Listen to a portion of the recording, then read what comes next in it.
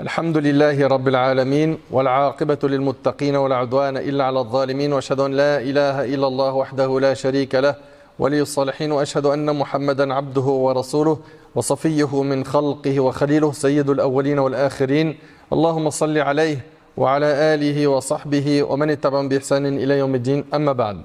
Mes chers frères et sœurs, dans quelques heures, nous allons rentrer bi'idhnillahi tabarak wa ta'ala dans la dernière décade du mois de Ramadan, dans les 10 derniers jours du mois de Ramadan. Ces 10 derniers jours-là sont très très importants. Ils sont à valoriser. Il va falloir redoubler d'efforts dans cette dernière décade. Pour ceux qui ont été constants avec un bon rythme depuis le début de Ramadan, là ce qui arrive, c'est plus important que le début de Ramadan. Et pour ceux qui ont été insouciants et qui n'ont pas assuré pendant les 20 premiers jours, ce qui arrive est trop important. Ça va vous permettre de gagner beaucoup de hasanat et de vous faire pardonner, bi'idhnillah, vos manquements. Mes chers frères, mes chères sœurs, notre prophète sallallahu alayhi wa sallam, c'est notre modèle. Et lorsque les 10 derniers jours de Ramadan entraient, il avait l'habitude, alayhi salatu wassalam, de faire plus d'efforts que dans les 20 premiers jours. Selon Aïcha radiallahu anha, le messager d'Allah sallallahu alayhi wa sallam, quand entraient les 10 dernières nuits de Ramadan, il les veillait en prière. Réveiller sa famille, oui, c'est très important. Très important, mes frères, de ne pas laisser nos épouses et nos enfants dans l'insouciance, al-ghafla, dans les péchés. Malheureusement, beaucoup de frères vont se soucier de l'état de leur cœur et ils vont faire le nécessaire pour se racheter auprès d'Allah pendant ce mois, mais ils vont négliger leurs épouses, leurs enfants. Ils ne vont pas les motiver. Ils ne vont pas chercher à faire en sorte que toute la maison vive une spiritualité importante. Car les heures qui arrivent, wallahi l'azim, elles sont trop importantes. Elles sont trop importantes. Lorsque entraient les 10 derniers jours de Ramadan, le prophète sallam, il les veillait en prière, réveillait sa famille. N'oubliez pas, Allah Ta'ala dit: Ya ayyuhalladhina amanu qu anfusakum wa ahlikum nara. Ô vous qui avez cru, préservez-vous ainsi que vos familles du feu de l'enfer. On a une responsabilité envers notre famille. Et dans le hadith, elle dit, et il redoublait de ferveur. Et il redoublait de ferveur. Il faisait énormément d'efforts, alayhi salatu wassalam, dans les 10 derniers jours de Ramadan. Et le hadith, il est rapporté par Bukhari et Muslim. Les heures qui arrivent sont trop importantes et il va falloir mettre de côté le repos, le très grand nombre d'heures que l'on passe à dormir. On est dans un mois où on doit faire beaucoup d'efforts. Quand est-ce que tu vas te retrousser les manches et tu vas te prendre au sérieux? Pendant ces 20 premiers jours de Ramadan, qu'est-ce qu'on a fait? Est-ce qu'on est satisfait de notre bilan? Est-ce que tu as atteint tes objectifs en termes de lecture de Coran? La prière surrogatoire, tu t'es dit tous les soirs je vais aller à Tarawih. Tu as respecté cet engagement que tu as pris avec toi-même? Si ça n'a pas été le cas, les derniers jours qui arrivent là, il va falloir que tu retrousses tes manches et que tu fasses beaucoup d'efforts. Parce qu'il faut garder en tête qu'il est possible que ce soit le dernier Ramadan que l'on jeûne. La mort ne prévient pas, mes frères et sœurs. Et on vous l'a déjà dit. Parmi les signes de la fin des temps, il y a la mort subite. Pendant ces 10 derniers jours, on a une nuit très particulière qui est la nuit du destin. Allah tabarak wa ta'ala a dit concernant cette nuit: Inna anzalnahu fi laylatil qadr wa ma adraka ma laylatul qadr khayrun min alf shahr. Nous avons fait descendre le Coran pendant la nuit éminente du destin. Le Coran, il a été révélé pendant la nuit du destin. Allah Ta'ala, il nous dit: nous avons fait descendre le Coran pendant la nuit éminente du destin. Le Coran, il a été révélé la nuit du destin.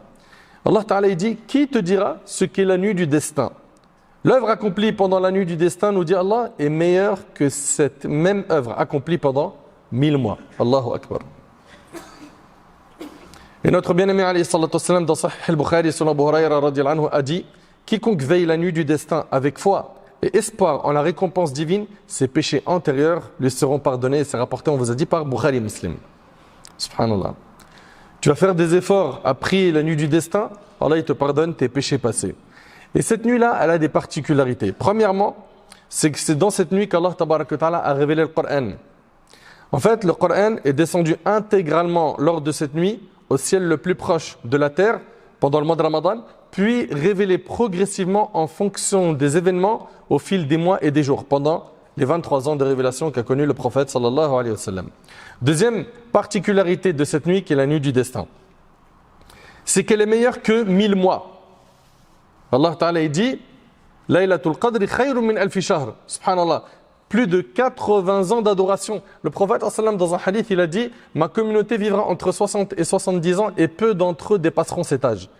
Est-ce que tu réalises que là, si tu mets le paquet la nuit du destin, eh ben, tu as la récompense de l'adoration d'une vie, une vie entière. Plus de 80 ans d'adoration. C'est énorme. Parmi les particularités de la nuit du destin, c'est que c'est une nuit bénie. Allah Ta'ala dit Inna anzalnahu fi laylatin mubaraka. Nous l'avons fait descendre en une nuit bénie.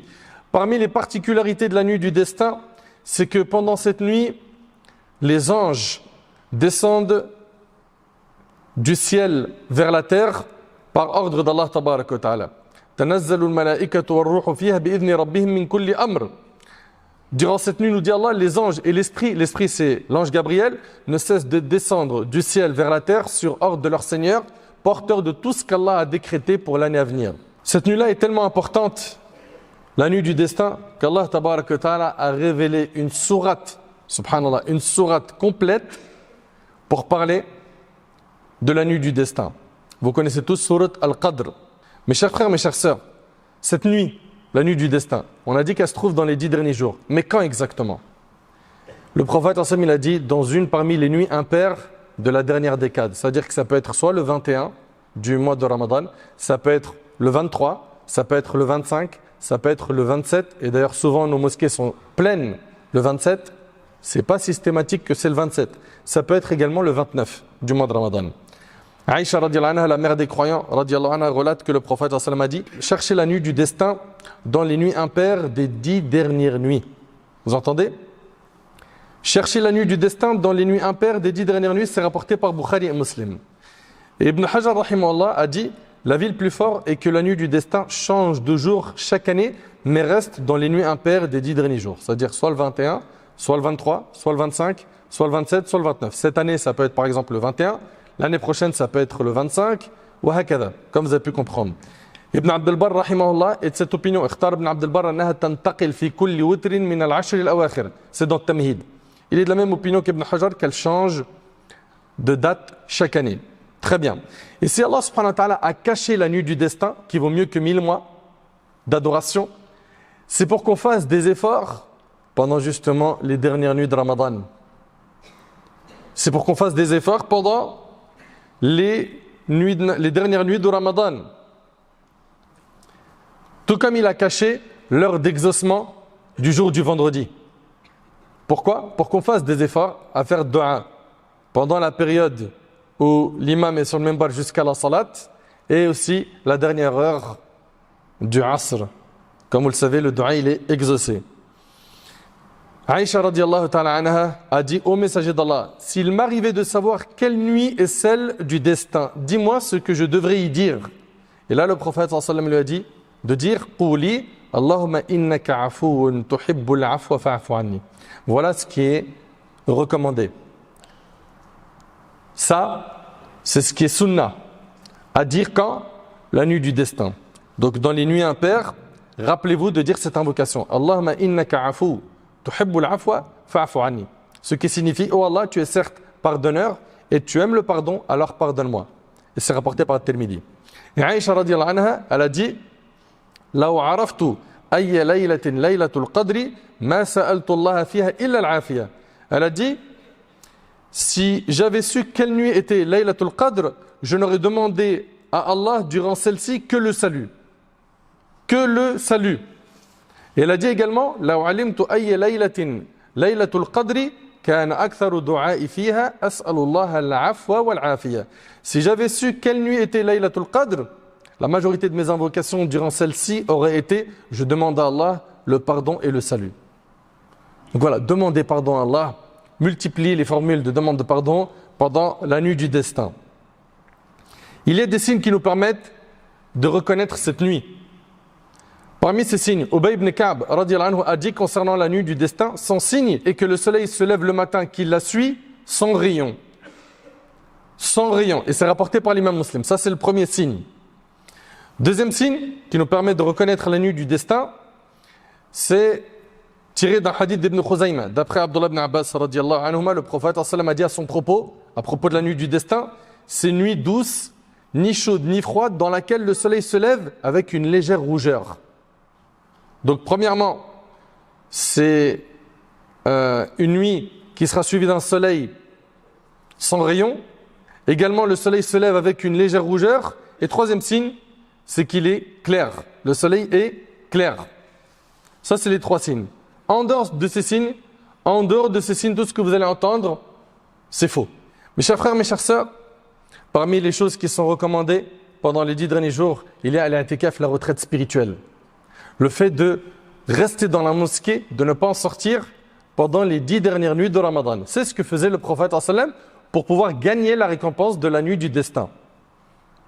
Bien évidemment, ça faire dans la mesure du possible, car je sais qu'aujourd'hui les gens travaillent, ou bien ils sont étudiants. Mais si quelqu'un peut le faire pendant les 10 jours, c'est très bien. Il aura fait la sunna du prophète alayhi salatu wassalam. S'il ne peut pas, au moins une nuit complète. Au moins une nuit complète. Le week-end par exemple, que ce soit pour un étudiant ou pour un salarié. Et si jamais celui qui travaille peut poser des congés pour se ressourcer, qu'il le fasse. Qu'il le fasse. Subhanallah, combien de fois on prend des vacances pour notre corps, pour reposer le corps? Mais pourquoi on ne prendrait pas des vacances pour reposer notre cœur? Ceux parmi vous qui ont déjà goûté à la retraite spirituelle, l'I'tikaf, Wallahi l'Adim, c'est quelque chose de très fort pour la foi. Tu es à la mosquée, tu fais rien d'autre à part des ibadat. Ta foi, elle augmente. Tu es entre salat, ablution, dhikr, dua, lecture de Coran, tarawih, écouter un dars. Donc ceux parmi vous, les frères, qui ont cette possibilité, faites cette sunna. L'I'tikaf, c'est quoi? Étymologiquement, le mot i'tikaf signifie s'attacher à une chose, bonne ou mauvaise, et s'y consacrer totalement. La définition religieuse de l'I'tikaf, c'est rester à la mosquée dans l'intention de se rapprocher d'Allah subhanahu wa ta'ala. Et notre bien-aimé alayhi salatu wassalam, c'est ce qu'il faisait. D'ailleurs, dans le Bukhari, il a dit, celui qui a accompli la retraite spirituelle avec moi, qu'il se retire les 10 derniers jours. Et on rapporte de Aïcha radiyallahu anha que le prophète sallam faisait sa retraite, l'I'tikaf, pendant les 10 derniers jours de Ramadan. Et ce, jusqu'à sa mort. Subhanallah. Et elle rapporte à Aïcha, par la suite dans le hadith, ses épouses continuèrent à le faire, et c'est rapporté par Bukhari Muslim. Donc les femmes aussi ont le droit de faire l'I'tikaf. Au niveau de la retraite spirituelle, on a dit, la sunna, c'est de faire ça les 10 derniers jours de Ramadan. Ces 10 derniers jours, ils commencent quand? Ils commencent, donc c'est-à-dire la personne, si elle veut faire les 10 derniers jours dans la mosquée, faire l'I'tikaf comme le prophète sallam, elle devra rentrer dans la mosquée avant Salat al-Maghrib, le 20e jour de Ramadan. Avant Salat al-Maghrib, le 20e jour de Ramadan. Et c'est l'opinion des 4 écoles. Et dans la mosquée, quand il sera en i'tikaf, il sera en adoration. Il ne vient pas ici pour s'amuser, jouer, parce qu'il y a une bonne ambiance, parce qu'on m'a dit il y a beaucoup à manger. Cette mosquée-là, d'ailleurs, les repas qu'ils font, c'est incroyable. Ils font plein de spécialités. Lundi, c'est tu manges pakistanais. Mardi, c'est sénégalais. Mercredi, c'est le couscous. Tu es venu ici pour manger? Vous êtes sérieux là? Tu es venu ici pour te consacrer à l'adoration. Ou bien d'autres qui vont venir à l'I'tikaf. Pourquoi? Faire des stories et polluer la mosquée avec leur téléphone. Laissez vos téléphones dans vos poches. Soignez-vous de cette maladie du smartphone. Ils le sortent partout. Vous venez pas à la mosquée pour faire des stories, pour vous mettre en avant. Qu'est-ce que tu cherches là en fait? Tu cherches à impressionner les gens, à attirer leurs éloges. C'est l'ostentation que tu vises. Comprenez bien qu'on vient ici avec des bonnes intentions. Avec des bonnes intentions, c'est pas pour s'amuser. Et pendant l'I'tikaf, celui qui est en retraite spirituelle, il ne sort pas de la mosquée, sauf pour une raison valable. Par exemple, il est en état de janaba, il n'y a pas possibilité pour lui de faire la douche à part en sortant de la mosquée parce que la cabine de la douche, par exemple, ou les toilettes sont à l'extérieur de la mosquée. D'accord? Ou pour acheter à manger, pour un vrai besoin. Et il n'est pas permis également, pendant l'I'tikaf, ni d'avoir des rapports intimes avec son épouse, dans le cas où elle aussi elle est dans la mosquée, ni avoir les préliminaires avec elle. Allah Ta'ala il dit وَلَا تُبَاشِرُهُنَّ وَأَنْتُمْ عَاكِفُونَ فِي الْمَسَاجِدِ. Ne jouissez pas d'elles alors que vous observez une retraite spirituelle dans les mosquées. Donc comprenez que c'est une sunna qui serait bien qu'on la fasse revivre. Faites donc le nécessaire pour vous rapprocher des mosquées qui font l'i'tikaf et de faire cette sunna. Parmi les erreurs que font pas mal de gens pendant les dernières nuits de Ramadan, il y a le fait d'être insouciant face à la nuit du destin et de passer tout son temps, et ici je parle aux hommes et aux femmes, à faire du shopping. Pourquoi? Pour s'acheter les vêtements de l'Eid, les cadeaux de l'Eid, etc. Et ils vont passer trop de temps dans ça et ils vont gâcher ces heures qui sont hyper importantes. Parmi les erreurs, il y a aussi le fait que beaucoup de nos sœurs, beaucoup de nos mamans passent un temps incalculable à la cuisine à préparer les gâteaux de l'Aïd et elles ne profitent pas des 10 derniers jours de Ramadan. Ça, c'est des erreurs. Parmi les erreurs, il y a aussi le fait que certains vont prier Tarawih au début de Ramadan et les 10 derniers jours, ils sont fatigués, ils s'essoufflent. Alors que non, c'est dans les 10 derniers jours où il faut continuer à progresser dans nos efforts. Parmi les erreurs, il y a le fait que certains vont délaisser l'ibada pendant la nuit du destin et vont scruter le ciel. Est-ce que le ciel il est clair ou pas pour que je sache? Est-ce qu'aujourd'hui c'est la nuit du destin? Occupe-toi de ton âme. C'est ça le plus important. Parmi les erreurs également, il y a le fait de venir la nuit du 27 et mettre le paquet et la nuit du 29, il n'y a plus personne dans nos mosquées. C'est une erreur. La nuit du destin peut très bien tomber le 29 du mois de Ramadan. S'il vous plaît, passez l'information à vos frères qui vont venir ici que le 27. Mes chers frères, mes chères sœurs, les dernières heures là, elles sont décisives. Peut-être qu'on a eu des manquements pendant les premiers jours de Ramadan. Ce qui reste est trop important pour qu'on soit dans la fainéantise, la paresse, qu'on passe notre temps à dormir. Tu as envie de dormir, tu es fatigué, c'est pas grave. Continue à faire les efforts, tu auras tout le temps de dormir et de te reposer après Ramadan.